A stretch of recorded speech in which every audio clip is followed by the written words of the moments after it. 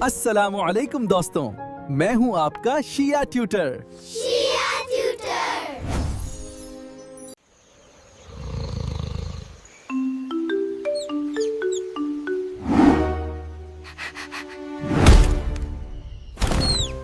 آج تم مجھ سے بچ نہیں سکتے۔ بادشاہ سلامت، مجھے چھوڑ دیجئے، شاید ایک دن میں بھی آپ کے کام آ جاؤں۔ تم میری مدد کرو گے؟ کیا ایک چھوٹا سا چوہا جنگل کے بادشاہ کی مدد کر سکا؟ آئیے جانتے ہیں۔ بسم اللہ الرحمن الرحیم۔ چھٹا سبق، شیر اور چوہا۔ ایک شیر جنگل میں سو رہا تھا۔ ایک چوہا اس کی پیٹھ پر چڑھ گیا اور ادھر ادھر دوڑنے لگا۔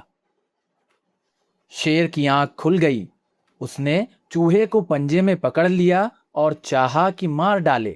چوہے نے شیر سے کہا، اے جنگل کے بادشاہ، مجھے چھوڑ دے، میری جان نہ لے، میں جیتا رہا تو اس بھلائی کے بدلے تیرے ساتھ بھلائی کروں گا۔ شیر کو چوہے کی اس بات پر ہنسی آ گئی۔ اس نے چوہے کو چھوڑ کر کہا، تو میرے ساتھ کیا بھلائی کرے گا؟ تھوڑے دنوں کے بعد شیر ایک شکاری کے جال میں پھنس گیا۔ بہت زور لگایا مگر نکل نہ سکا۔ شیر جال میں پھنسا ہوا دہاڑ رہا تھا۔ چوہے نے شیر کی آواز سنی، دیکھا وہی شیر ہے جس نے اسے چھوڑ دیا تھا۔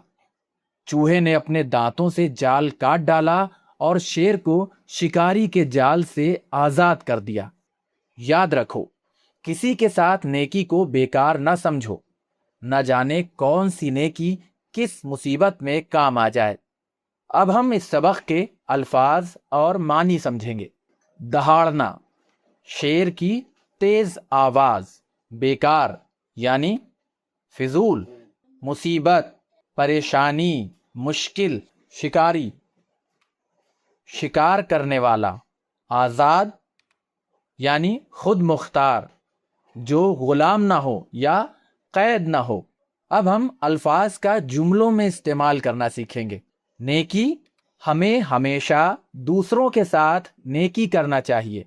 زور، کسان نے لکڑی توڑنے کے لیے پورا زور لگا دیا۔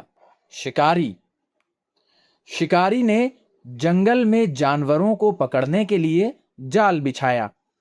آج کا سبق یہیں پر مکمل ہوتا ہے۔ انشاءاللہ پھر حاضر ہوں گے ایک نئے سبق کے ساتھ۔ تب تک دیکھتے رہیے شیعہ ٹیوٹر۔